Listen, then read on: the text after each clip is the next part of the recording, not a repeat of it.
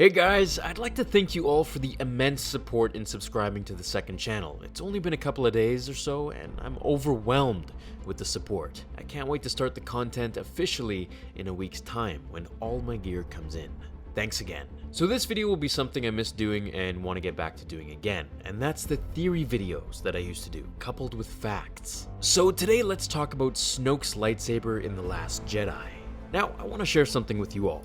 Over the last 6 months, I've been getting some very mysterious emails from an unknown sender that will write massive leaks about Episode 8, only to have them confirmed months later by rumors and press on the internet, and even sometimes Disney. Now, while I get a lot of emails about leaks and things like that, where I ignore all of them, I don't trust him. this one seems to be the most credible that I've been following for the last 6 to 8 months. It almost feels like a type of Obi-Wan Force ghost is reaching out to me. I think it's time I start sharing some of the info inside. Now, to this day, I have no clue if this person works for Lucasfilm or is just lying about their emails and are super detailed and very long, always giving information that later turns up to be confirmed down the line. That said, and now that you're all kind of caught up to date over the last 6 months that I've been harboring these emails and keeping them from you, I'd like to discuss Snoke's lightsaber. Will he or will he not use one? The answer is, in my opinion and according to these emails, no, he won't have one. What? But he will have something entirely different and something that will make the movie even more epic.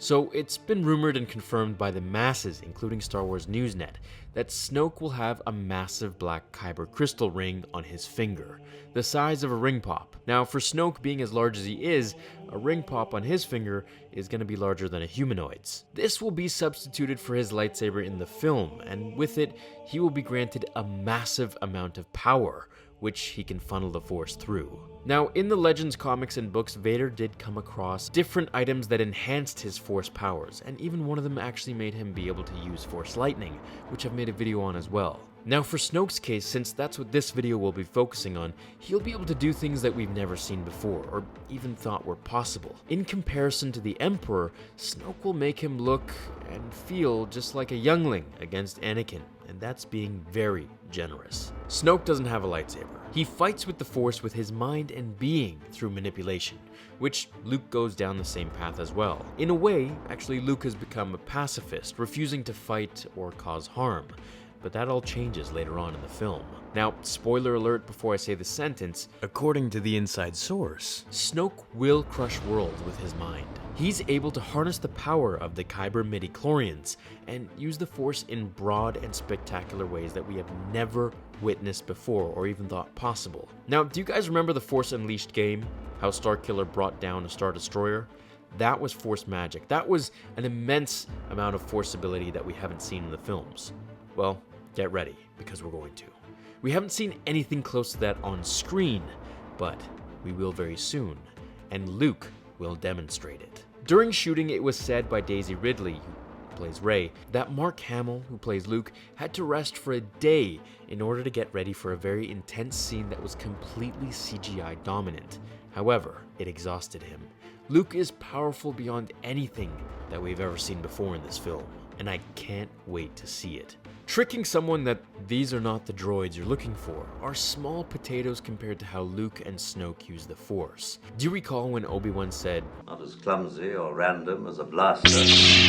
His perception of blasters is comparable to Snoke's perception of the light side of the Force. It's merely a joke to him. The same goes for using a lightsaber. Snoke's powers are above it, just as Palpatine was. He didn't care to use a lightsaber for more than to mock the Jedi, or to have it by his side as a mere tool. Disney has taken this concept that Palpatine had and elaborated on it tenfold for Snoke's powers. My main question is, while the Force was always displayed through feats that we saw with Yoda and Palpatine, there's nothing that the Force can replicate when it comes to the use of a lightsaber. Lightsabers and Star Wars go hand in hand. So I hope that we'll get to see Luke use his at the very least near the end of the film.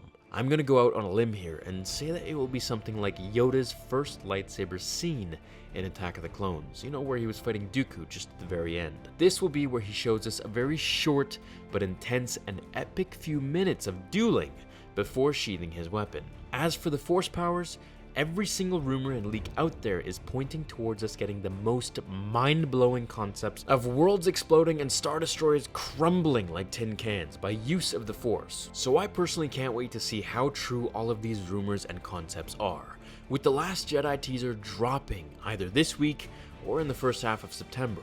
I hope we'll get a glimpse of something more than just gorilla walkers and Kylo's scar. What do you think of Snoke's powers? Will he have an ancient lightsaber, or will he just use the Force? Let me know your theories below, or write them on the website at your convenience. Subscribe to the second channel in the description below, and I thank you all for watching this episode, everyone. I'll see you all in the next episode of Star Wars Theory. Until then, my fellow Jedi and Sith friends, remember, the Force will be with you always. Now, fulfill